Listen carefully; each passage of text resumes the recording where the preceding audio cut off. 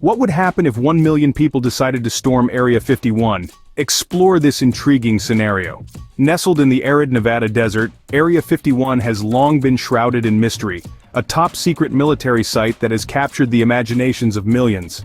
Known officially as the Nevada Test and Training Range, it's reputed to be a hotbed for covert operations, perhaps even extraterrestrial activity. Over the years, a mix of classified projects and public curiosity has woven a complex tapestry of myths and rumors. The idea to storm Area 51 didn't appear out of thin air. It sprang from the depths of social media, where a playful post captured the imaginations of people worldwide. As the idea went viral, it underscored how deeply entrenched alien conspiracy theories are in the public consciousness.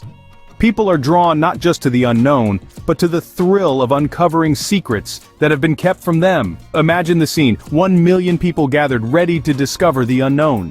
What do experts say about such an unprecedented event? Imagine a scenario where 1 million people decide to storm Area 51, a highly classified remote detachment of Edwards Air Force Base within the Nevada Test and Training Range. According to experts in crowd management, such a massive assembly could be incredibly challenging to control, even before they reach the perimeter of the facility. Crowd management specialists emphasize that the logistics of simply getting to Area 51 would be a nightmare.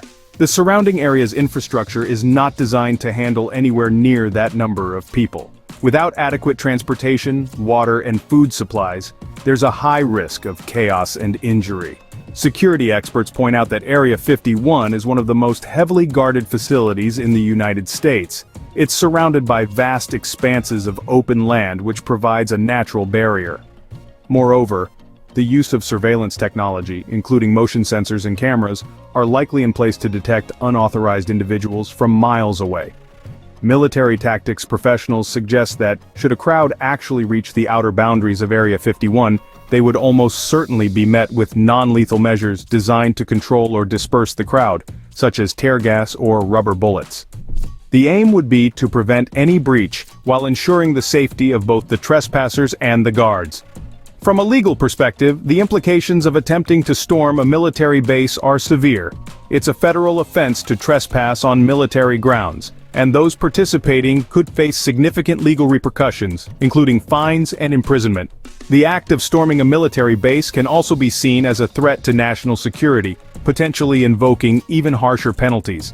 Experts in military law further warn that engaging in such activities could also lead to long-term consequences, including a permanent record that could impact future employment opportunities, travel, and more. Clearly, experts believe storming Area 51 could lead to serious consequences.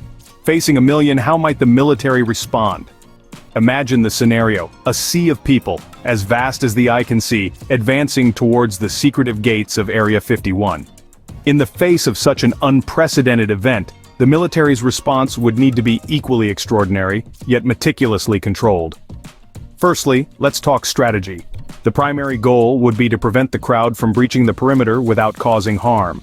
To achieve this, the military would likely deploy an array of non-lethal crowd control measures. Picture the scene: rows of barricades rising up as the first line of defense, creating physical barriers that are difficult, but not impossible to bypass without direct confrontation. As the crowd inches closer, the air might suddenly be thick with the mist of water cannons. These powerful jets, designed to disperse large groups, would be used to maintain a buffer zone between the crowd and the secure areas. Alongside this, one could expect the deployment of tear gas swirling clouds, creating a temporary stinging haze to deter the most determined of intruders. However, managing a crowd of this magnitude isn't just about physical tactics, it's a psychological chess game. Loudspeakers may boom with warnings, aiming to dissuade further advance. This psychological aspect is crucial, as it's designed to prevent the situation from escalating into panic or violence. Yet employing these measures brings about significant challenges and ethical considerations. Each non-lethal method must be carefully calibrated. Too weak, and it may not deter the crowd. Too strong, and it risks severe injury or chaos. The military commanders would find themselves walking a razor's edge, balancing the imperative to protect national security with the moral duty to avoid harm to civilians. In such a tense situation, the line between maintaining security and ensuring public safety becomes incredibly thin here. The decision-makers would not only be managing a physical crowd, but also navigating a storm of public and global scrutiny, where every action could be under the microscope. The stakes immensely high, not just in terms of immediate outcomes, but for the precedents set for future engagements of this nature. Logistically speaking, how would 1 million people even reach Area 51? Imagine the scene. A sea of people as vast as the eye can see, all converging on the remote, arid landscape of the Nevada desert. The first hurdle? Transportation. The nearest major city to Area 51 is Las Vegas, roughly 80 miles away. From there, narrow roads stretch out like thin veins across the desert, scarcely designed to handle the traffic of a small town, let alone a sudden influx of 1 million eager truth-seekers. Now picture this, the inevitable gridlock. Vehicles bumper to bumper, stretching for miles, the air pulsates with the hum of engines and the restlessness of confined crowds. And amidst this chaos, emergency services struggle to navigate through the congested roads, their efforts to maintain safety and order nearly impossible. But let's delve deeper. Once these 1 million individuals arrive, they face the harsh realities of survival in the desert. Water, an essential yet scarce resource in this arid region, becomes a critical concern. With the average person needing about half a gallon of water per day to stay hydrated, supplying 1 million people would require at least 500,000 gallons daily. And this doesn't even account for other needs like cooking or sanitation. Speaking of sanitation, waste management would quickly become a nightmare. Without adequate facilities, the environmental impact could be devastating. The local ecosystem, already fragile, might suffer under the strain of increased human activity. Native wildlife could be disrupted and the landscape littered, turning the area into a less than extraterrestrial wasteland. And food?